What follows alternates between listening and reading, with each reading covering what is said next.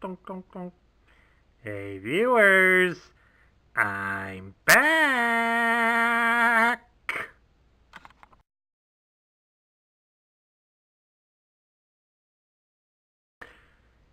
Hello everybody, Sparkster1701 here.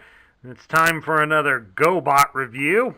And for those of you who remember last year being Bumblebee month for my Transformer videos, this guy should be instantly recognizable. So this time around, to celebrate that and have a few laughs with all of you, we're presenting for my GoBot review the Renegade Super GoBot Bug-Bite.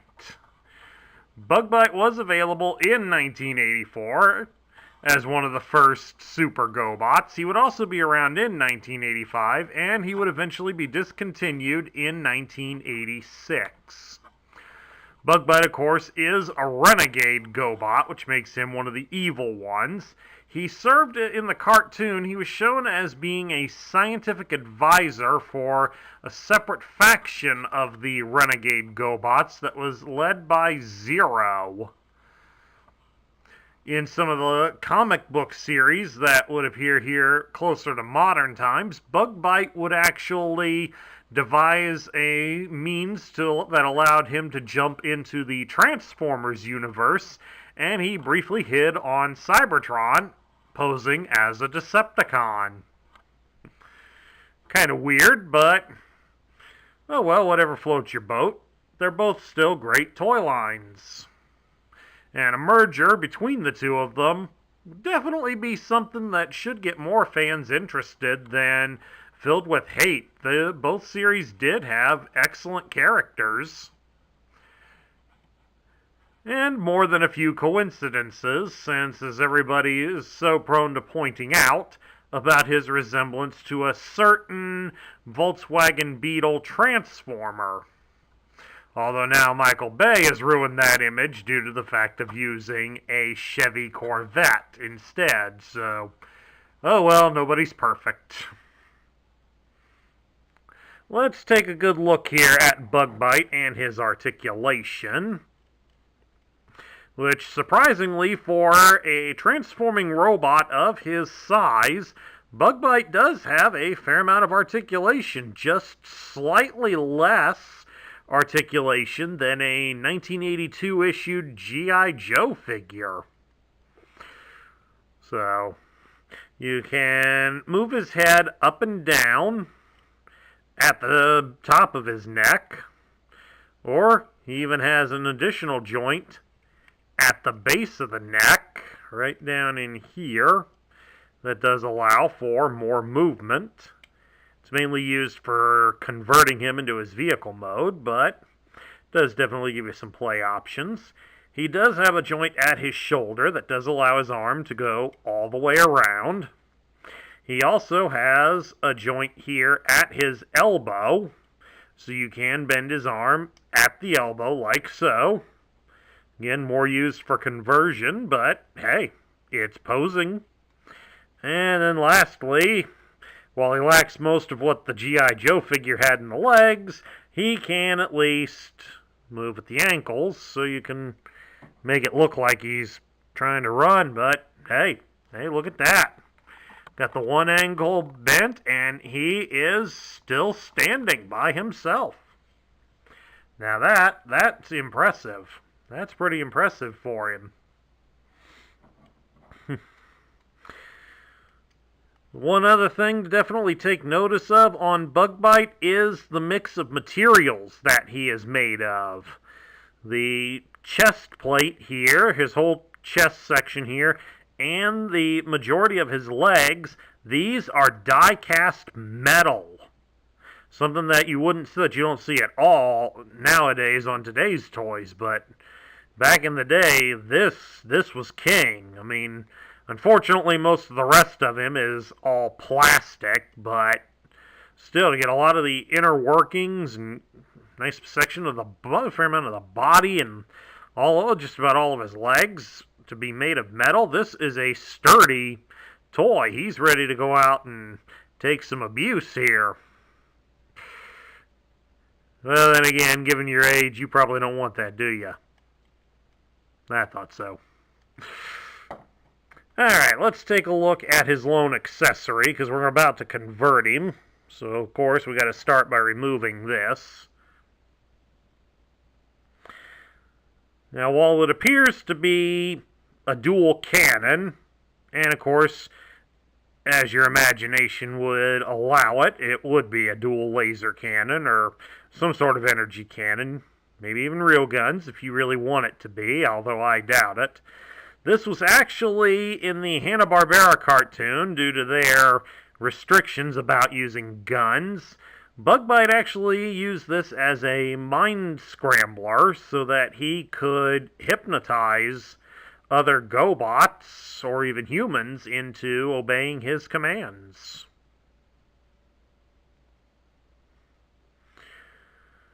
As you can see, this is entirely made of plastic.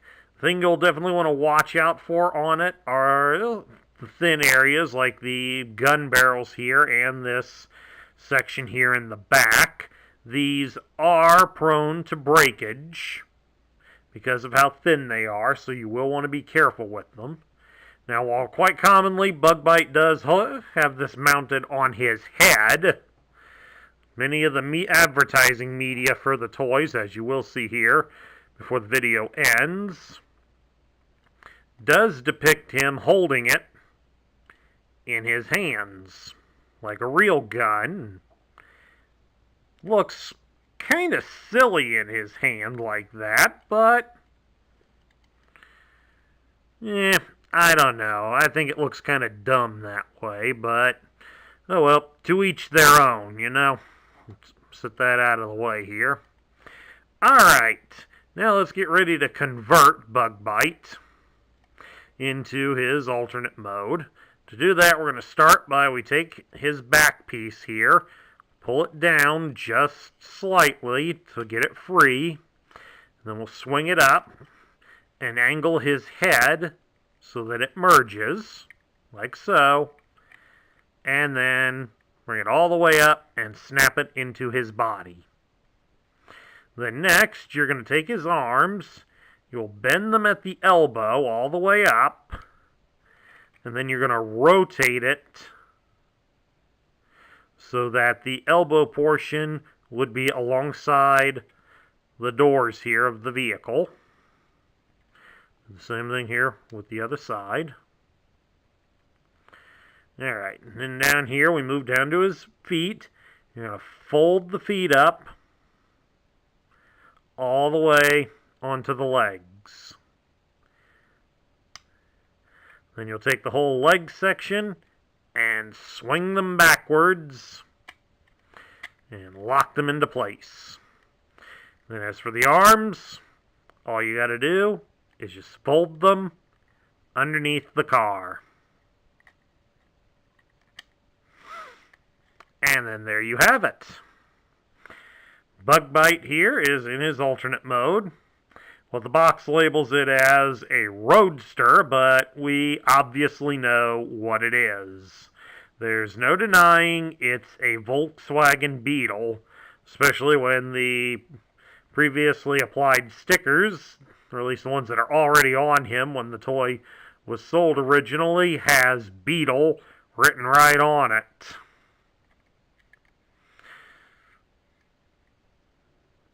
Of course, he does look very good in this mode. I mean, it's not perfect, because, I mean, you can definitely see alongside here the seam for where the head connects. So that's a small downside. I mean, I'm not willing to blame it entirely. It's not perfect, but from a fair distance, you know, if he was in this mode and was in a bin of other toy cars of similar size, you probably wouldn't know that he was a GoBot. You'd probably just inadvertently buy it. Adjust the camera here a little bit so you can take a look at him here on the table. Let's see how he rolls. The die-cast metal kind of weighs him down, but hey, that's not bad. he rolls pretty good. He rolls very good on this table here.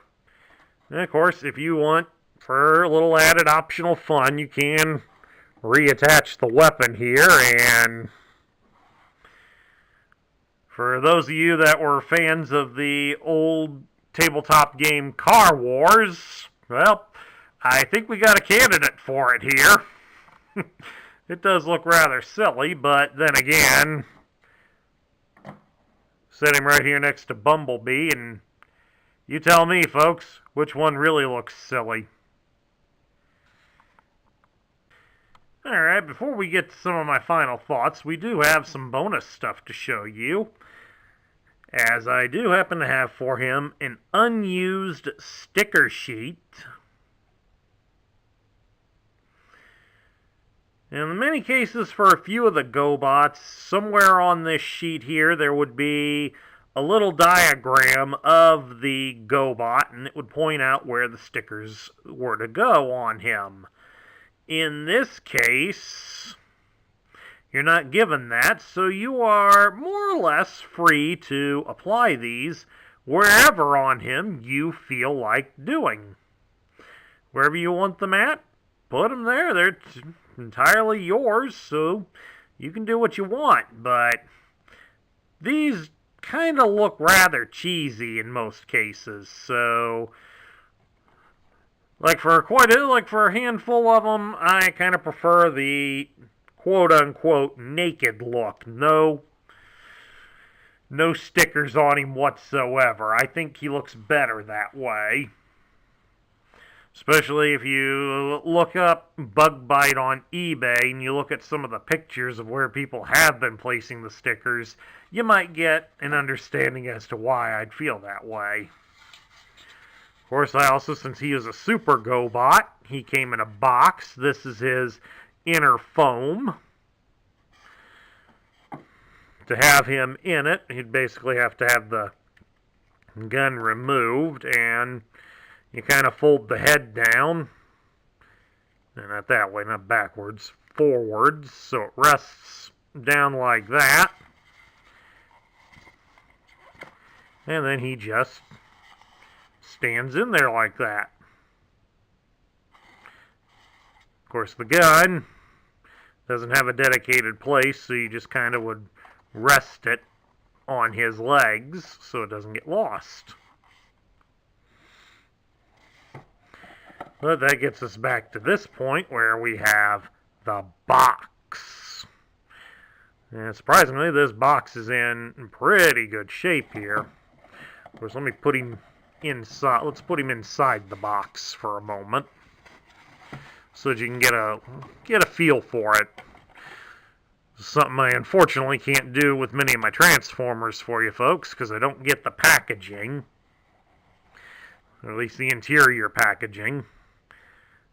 Kind of on the GoBot boxes, they would sit on the shelf like this, and the front opened up as a flap, and then you could look inside, and you would see your GoBot hanging out in here. It would once again reiterate his name, faction, basically what he became. Get a nice big picture of it in here, or at least this is from some of the earlier ones. The designs would be changed over time. And then, of course, over here, you'd get a little story of the GoBots. It says here, from the planet Gobatron, the GoBot invasion of Earth continues, with good and evil locked in mortal combat. We don't mean the fighting game here, folks. The fate of millions hangs in the balance. Maybe we are talking about the game. Somebody call Johnny Cage out here. So far, Leader 1 and all the friendly GoBots have managed to contain the threats and schemes of their evil mechanical foes. Led by the demented Psykill, the enemy GoBots wish for nothing less than to use Earth and all its people to conquer Gobatron and all the planets of the solar system. As Psykill and Leader 1 attempt to outguess each other, conflicts continue to erupt. With each battle, Psykill and Leader 1 find they must recruit others of their kind. Psykill seeks the evilest beings on both Gobatron and Earth, while Leader 1 in turn must find the wisest of the friendly beings to combat Psykill's schemes. Evil is notoriously unpredictable, and unless good is very, very careful, the Earth will be lost. Beware of enemy GoBots. Yeah, that's kind of cheesy. You read something like that, you can kind of see why Tonka eventually lost out to Hasbro. Let's still take a look at the box while we got it here. I mean, on the one side here, we have an advertisement for the GoBot Command Center playset. Eventually, I'll get around to reviewing that for you folks. You can see a fair amount of GoBots at play at it. On the opposite side here, we had an advertisement here for some other GoBots. As you can see, there is Bugbite down here, and you can see he is holding his gun, partially due to the fact that I think they were trying to go with him as the evil counterpart to Baron Von Joy, because he also has a gun weapon, but he's supposed to hold that. The bars on it mean he can have it attached as a roof rack on the car. And there is also an error here on this side art for this one up here. They label this as Defender, Friendly Robot Tank. This is not Defender. This is Hair Fiend, and he is a Renegade Porsche. So, somebody went, oops. And then, of course, on the back of the box, this would be where your instructions would be. At least this would be how it would be early on in the line. When they did the third and final wave in 1986, this would be mostly dominated by packaging, and you would get paper instructions inside the toy. Something to try to look forward to. And here at the top and the bottom, you just basically have the same artwork that was on the front of the box. As you can also see down here at the bottom, this appears to be the original price tag, $4.99.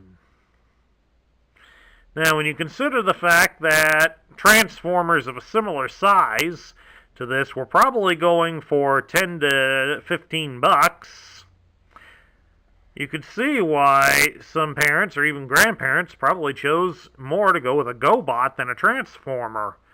They cost less. It's always economics when you're buying toys for your kids, because these things are expensive. And of course, you might question in here that $25, that's what I paid for him, like this. But when you consider the fact that I got him with beautiful chrome, I got his box, and the unused stickers, I generally came out ahead. Out you go, Bugbite. Alright, put this back on and get your head up. There we go, that looks better. I'll kind of set the box back here so everybody can see it. Alright, we'll get down to my final thoughts. What do I think of Bugbite? Bugbite has always been one of my favorite toys.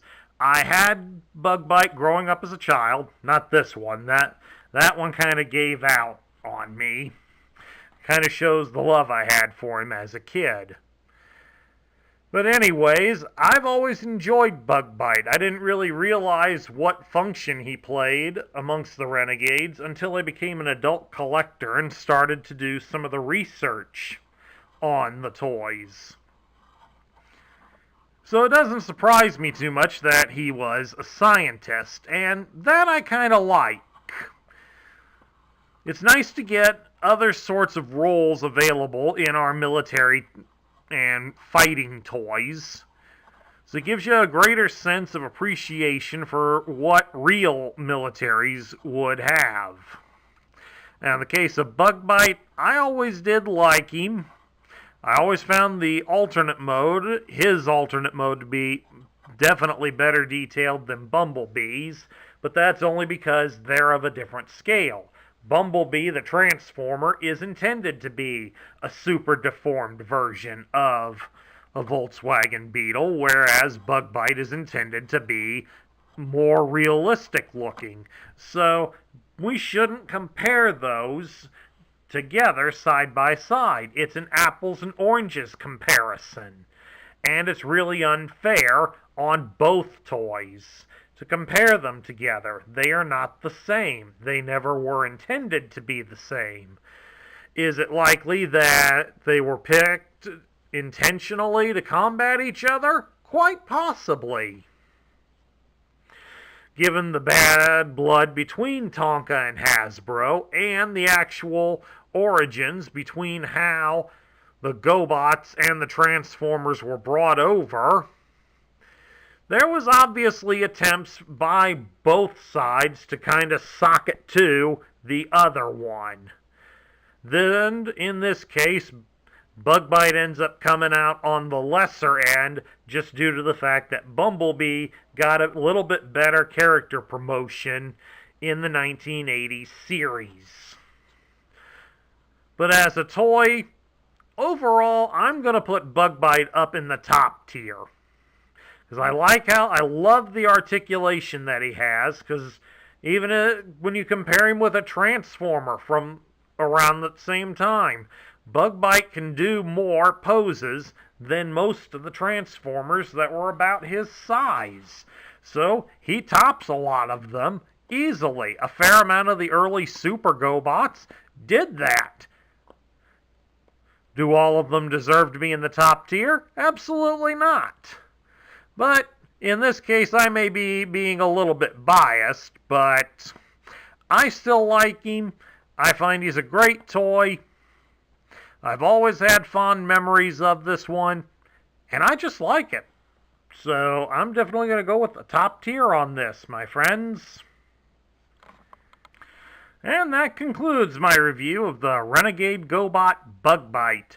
If you liked the video, please leave a thumbs up here on YouTube. Also hit that subscribe button down below if you haven't already joined up with us.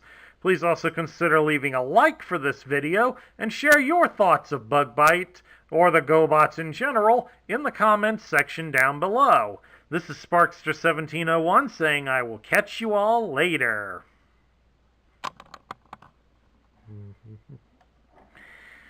Hey, Shorty, let's go for a drink. I'll buy the first round.